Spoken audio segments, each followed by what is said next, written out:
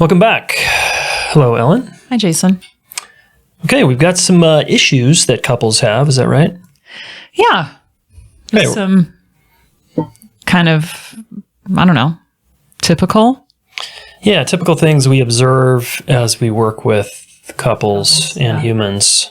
Yeah, and things that keep, I think, becoming clearer to me as I, years and years of working with people. It's like I still things keep crystallizing. And it's like, oh yeah, that. Oh yeah, that. There's that again. Right. So we're going to share some observations and talk about them in hopes that it serves you, listener. Yeah, and sort of helps you steer yourself towards something besides like the status quo demise of long-term relationships that we see. Yeah, the so habitual, often. the really bad habitual patterns that people have. Yeah, that just, where people go unconscious and kind of check out and avoid conflict. Let's start with that one. Yeah. Yeah, what are you noticing with people avoiding conflict? Yeah, there's this chain reaction, right, of a couple realizing they have a conflict in some area of their life. Let's say finances or parenting, and where they want to live, things like anything. And because they think or feel differently about something with each other, around this topic, they think they can't get anywhere, or they can't get anywhere. And so they start avoiding it. Yeah. They don't talk about it. They quote unquote divide and conquer, or you go your way, I'll go my way. And we won't talk about that thing, or we'll just postpone talking about that thing, or. Yeah. And they do that because they maybe tried once, or just they make up a story that it's not going to go well. They're too different. Yeah, because they maybe have tried. And I would say because they don't know how to, or haven't learned how to do conflict in a productive way, which to me is really handling our differences. It's really comes down to that, right? Then they avoid, and then down the road, this becomes a much bigger conflict. There's this huge rift is just getting dug into over time by avoiding something, by the narrative that gets created around, well, we're different here, and you're this way, and I'm that way. And it's like, so now we're really parting ways. The gap is getting wider. And then eventually we either have to deal with it or we just live with this enormous resentment. Right. And meanwhile, neither person feels understood in their difference. No, they both feel judged, criticized, not valued, disrespected, not understood. Like there's all these negative feelings with the partner that are all kind of being kept to the wayside. Yeah. Along with this issue or this difference they have about something in their life or relationship. But because they don't know how to do conflict in a productive way, which is what this is, we have differences and we don't know what to do. Yeah, and it would be one thing if they had those differences, both people felt understood, and they were like, yeah, how do we navigate this impasse? That would be very different than what you're talking about, which is neither person feels understood, they both feel judged, and they're just they've totally avoided. Yeah, and they're not interested, like your first example, it's like they're not interested in, like, how do we navigate this? Yeah. They're interested in, I want to feel understood, I want you to get me and see why I'm maybe right, or why my view is valid or better, and why yours is a problem. And, I just basically want you to see it my way. Yeah. And they're not taking the time and effort to, again, dealing with conflict effectively is a whole other process, and so I guess I'm just kind of acknowledging that I spend a lot of time with couples helping them have those conversations that they have these sort of stalemates around things that have become big issues now, big deal breakers maybe, and doing something that they just never learned to do, which is how do I there's steps in there of how to really help someone feel understood, and then getting to, okay, what does that mean for us going forward? How could we do this together and have it feel good to both of us? Yeah. But there's a whole world of communication that doesn't happen. Yeah. It needs to happen in order to get there. What do you think? We'll talk about some ideas of how this type of couple can move forward. Yeah.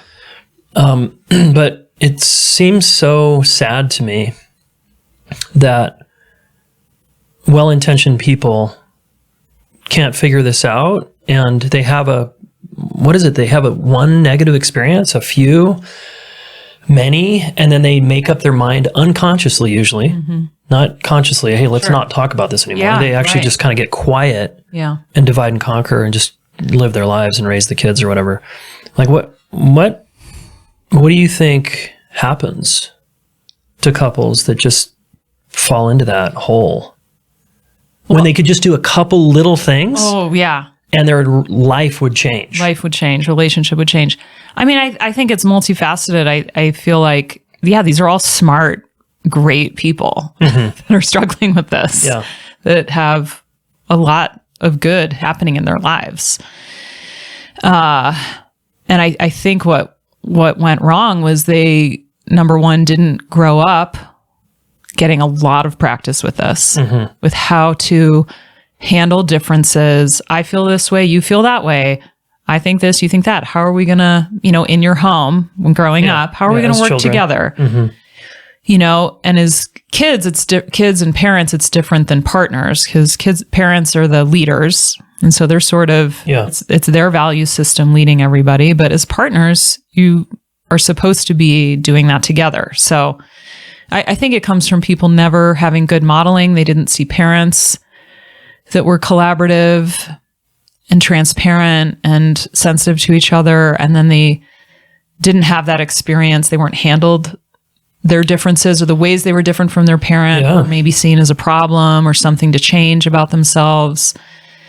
And so I think there just was this lack of experience with differences being able to be handled well, and then lack of practice in doing that, because I think it takes an enormous amount of repetitions. Yeah, totally. All that. And it's like parents weren't differentiated enough, their parents, to handle them well, as you said, when they had differences and they saw the world differently than their parents. Their parents couldn't tolerate the difference and didn't know how to, so they shut them down, or they dismissed them, or they blamed them, or disciplined them. And meanwhile, the kid, or gave them everything, or gave them everything, and just okay, said, fine, you win. I can't deal with you. Yeah. You can get everything you want. So that person has a real hard time in relationship too. Yeah. Yeah. So we fast forward into adulthood, and turns into two very smart people, totally competent people in life that have no experience, it sounds like, to navigate differences. Like, it's okay that you're different than me. And collaborate around it. Right. And I think that there's also that period of time where you first join up with someone and you feel so alike, like we talked about this a week or two ago, like sort of the infatuation phase or that early relationship phase where it's like, this person's my everything and they're like incredible and perfect and all this stuff. And then eventually all your you do start to see the differences. You were kind of blind to them for that first year to 2 years. And then it's like a big disillusionment around like, oh my God, like we haven't practiced this. We don't know how to do our differences because we haven't been here yet. And we're 2 years in and now we're married and we're doing all this stuff and now it's tug of war. Any difference feels like a tug of war or a threat to my autonomy or a threat to our relationship. Yeah. And of course, couples don't think the way you're talking right now. They just start to get irritated, annoyed, and point the finger. Yeah. And what's going on is they feel threatened. Yeah. Either their autonomy feels threatened or the relationship feels threatened by their differences, which are, and that we're always going to be different. Yeah. it's like, hello. We're not. Why would you ever think twins are going to be different moment to moment? I know. Why do people get stuck there? They think that just like you should be easier. Oh yeah. You should just like have no problem with how I am. Yeah. You should just want to do everything the way I want to do it, when I want to do it, and how I want to do it. Yeah. That would be so much easier. I need to go find someone like that. Yeah. Goodbye. Bye-bye. So I'll have an affair, or I'll fire you, or I'll just leave. I'll just resent you, and granted, some relationships aren't meant to be forever. That's fine. But collaboration and working through conflict is a totally different issue than if the relationship should exist or not. Right. So just like, let's talk about maybe one or two simple moves this couple can make. Simple but hard. Simple but not easy. Yeah. Yeah. I think you probably talk about this too a lot, but when people come in for, we need help with communication, what it often is what they need help with is learning how to empathize, validate, and take ownership. Yeah. And rinse, repeat. Yeah. And speak in a way that the other person doesn't get overwhelmed by or feel blamed by, and like speak responsibly. That's another layer. Yeah. Or just have together like a shared agreement or reality around, like it's more important that we understand and care about each other's experience and why things are important to us, what matters to us, how we're put together, how we make sense. Yeah. Then figuring out what to do about every difference as it's happening. Do you know what I mean? Yeah. Like solving problems together comes after figuring out after understanding. After understanding. And if you start doing this, if you start really putting yourself in your partner's shoes, thinking about what it might be like to be, partnered with you in the hard moments, what they might go through, like any empathy building you can do, any ownership taking you can do around how you contribute to things not being easy for them or the relationship, and any validation of their experience, like that is to me 80% of communication between people who are depending on each other like long-term partners. Yeah. Like if you can do that, you have solved 80% of your communication problems. Amen. Right? Yeah, completely. And then the 20% left over is, and so what are we going to do going forward? How are we going to make this work for both of us, given that now we both have a really good understanding of what we each want or need, why that's important or essential to our well-being as individuals, as a couple. And two people can be incredibly creative. You don't have any access to your creativity when you're feeling threatened, judged, criticized, blamed. You can't come up with any good ideas. Yeah, it's very hard to, I just want to repeat what you said. It's very hard to solve problems without understanding. Totally. And understanding not just the problem, but understanding your partner's feelings, experience, how they see the world, what it's like to be them. Because once both people can relax after feeling understood and their nervous system lets down a little bit, then, like you said, the creativity, and now we can how do we want to tackle this together, given that we're different? And now I think I finally understand where you're coming from. Yeah. And I feel like you understand where I'm coming from. Yeah. And I want to keep your best interests in mind. Like, I don't want to come up with a solution or a next step if I don't also think it's good for you, because I want to look out for your interests. Yeah. So there's lots of good stuff that comes out of keeping each other in mind, taking that time and effort to understand each other, and then keeping that in mind as you go forward. Yeah. Like if you're looking out for me, like, hey, Ellen, I don't think that'd be great for you to agree to that because you just told me this. Or I could be like, oh yeah, that's true. So anyway, that's a huge part of becoming a better couple. I think is getting really good at that.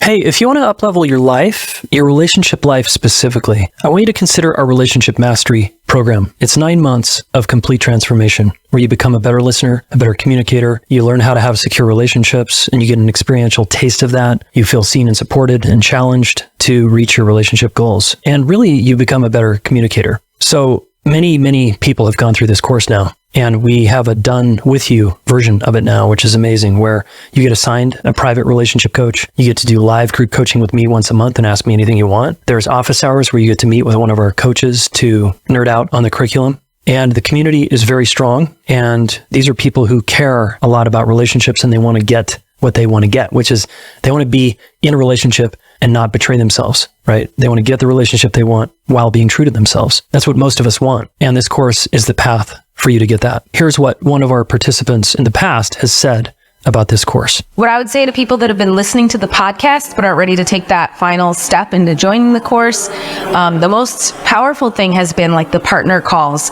The accountability is something that you're not going to get by just listening to podcasts on your own. Because I thought the same thing, like, oh, I'm getting a lot out of just listening to these podcasts, and I'm, been in therapy, I've, done this and that. To take that deeper dive and the commitment, there's something about just the financial commitment, the time and the energy that you put into it. What you put in is what you're going to get out of it. And so, again, if, invest in yourself. All right. Amazing words from one of our heartfelt students here at the Relationship School. If you want to change your life like they did, go to relationshipschool.com/relationship mastery, and we'll see you in there. You had an example of a guy who just went into problem solving instead of understanding. Well, let's just hang out there for a minute in terms of why that's so problematic. And it doesn't have to be gendered. No, often men are in the deep, stuck habit of fixing, problem solving, giving advice, coaching. Yeah. I have an acronym I use, fracking. And I always teach our students that go through relationship mastery, no fracking, no fixing, rescuing, giving advice, complaining, or killing the other person's experience. That's frack, right? No fracking. And yet men, and some, obviously women and all genders, do this. Yeah. Because they think, God, if I could just put out the fire over there and come up with this bright solution, because I'm so smart. It's so easy to tell other people what to do. Yeah. You just need to do this. You just need to get over your feelings and do X, Y, and Z.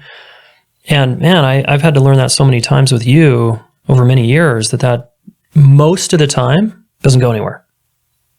Like 99. Actually, it makes things worse. 99.9%. Yeah. And when it goes well is only really when I have consent. Like you're saying, hey, can I get some advice? Totally. Which you do once in a while. You ask, hey, can I get some coaching on this thing? Yeah. What do you think I should do? Yeah. And I genuinely want to know. Totally. I'm not asking that without having thought if that's really what I want from you. Yeah. And that's about the only time that works.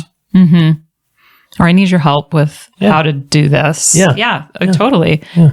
I think otherwise, as partners, we really want to be emotionally supported first.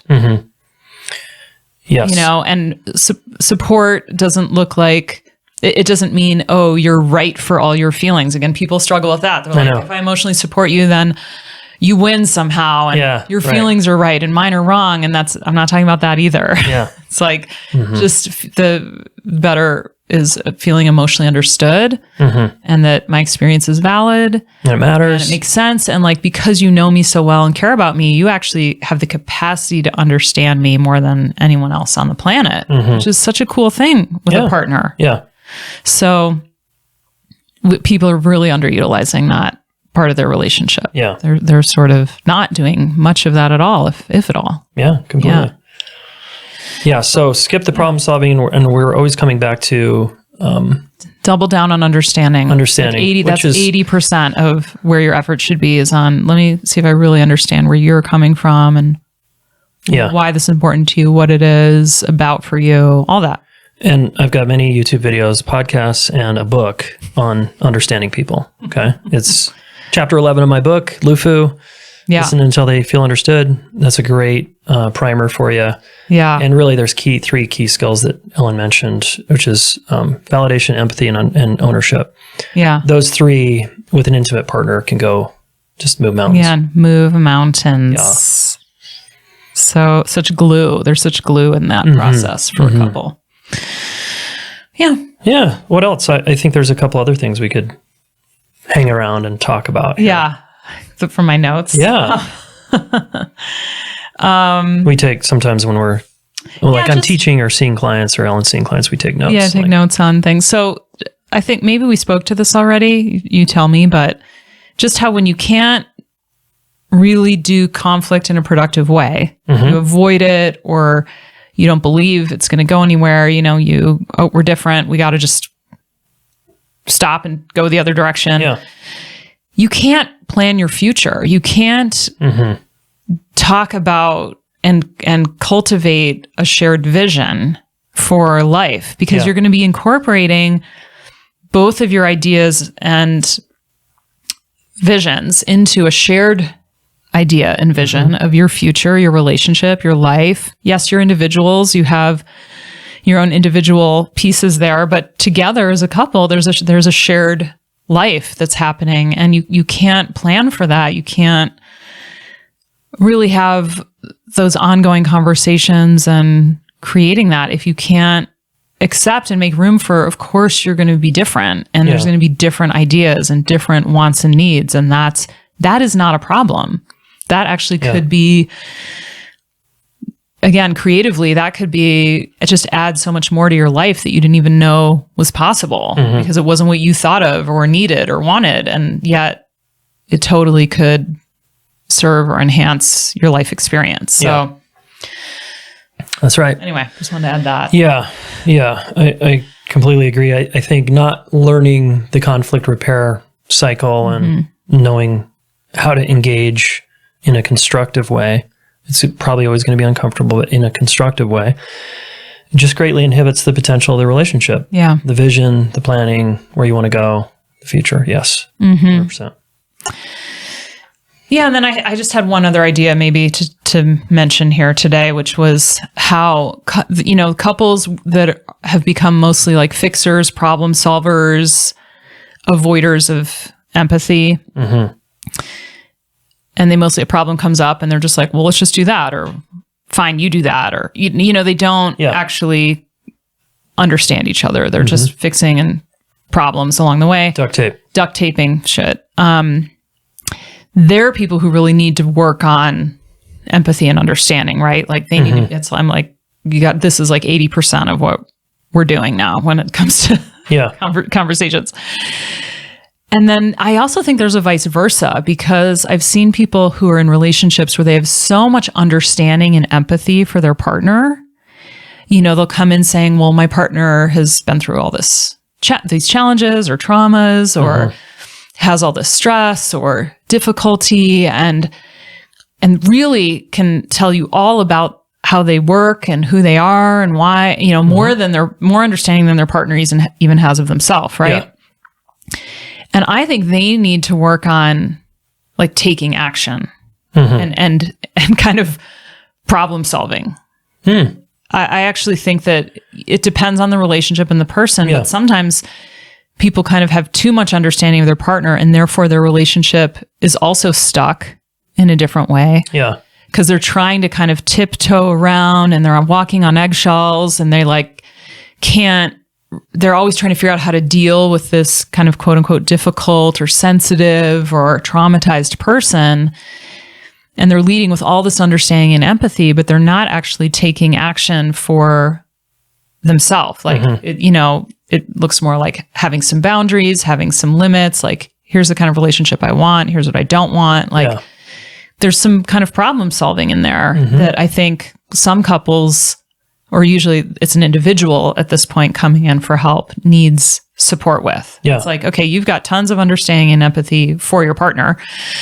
And now, yes, you need some of that for yourself and what it's like, what it's like to be in a relationship with this person. And also to start taking some more action or steps so that you aren't just in this eddy of kind of empathy, eggshells, hyper-tracking and just over-functioning really in so many ways to try to make it work with this person. Does that make sense? It does. I mean, we're kind of describing, someone that's on the codependent spectrum, I think, who gets a lot of reps in tracking and thinking, they're really genuinely trying to understand who this person is. Totally. and their pain and what makes them tick. And that's what they did as little kids with the sick parent or whatever. And it's just it's an old habit that's keeping them in the eddy. Mm-hmm. So I think you're right. I think, and I would add, taking action and looking in the mirror at, wow, I have all my attention, or 70 or 80% of my attention is on them. Yeah. Most days. Mm-hmm. Where's the attention on me? Mm-hmm. What about me? And what is my part in keeping this lopsided relationship lopsided? Yeah. What am I doing to keep this thing stuck? Oh, I've got a rudder in the water and I'm going in a circle. And actually, I can take the rudder out of the water. Right. And I can find a different current, for example. A lot of people like this they're just so focused on the other person. Yeah. They lose sight of their own journey and taking action. And the other person that they're focused on is not as focused on them or at all. No. And so it's super imbalanced. It's not like, wow, we're both so over-focused on each other that, I don't know, that might actually work. But I don't think I've ever really seen that. It's usually very one-sided. Yeah. That someone's really kind of over there and needs to kind of, like you said, bring their attention back to themselves and invite their partner to do the same. Like, again, it does come back to collaboration. Completely. To both be invested and interested in ourselves and each other and making this relationship good for both of us. I don't know another recipe for longevity. No, there isn't one. I mean, for actually pleasurable longevity. I know people stay together for the long term under not good circumstances, but to actually really, growthful longevity. Yeah. Yeah. It's as though they're saying to their partner, hey, you should go to the relationship school and take relationship mastery. And I'm going to just sit here and track you while you take that course. And tell you what you're doing well and what you're not. Yeah. And it's like, no. You should sign up for relationship mastery and leave them alone. Yeah. And just commit to working on yourself for a period of time. Mm-hmm. Especially if they're resistant to couples work. Yes. Then go all in on your own journey and learn about yourself. Mm-hmm. Yeah. Yeah. Good reminders. Yeah. Yeah, thanks. Okay, maybe we'll pause there. Yeah. And we'll come back and keep going. Go after mutual partnerships. Yeah. Learn to embrace conflict. Learn to work with your differences, not against them. Yeah. And I think the sky's the limit.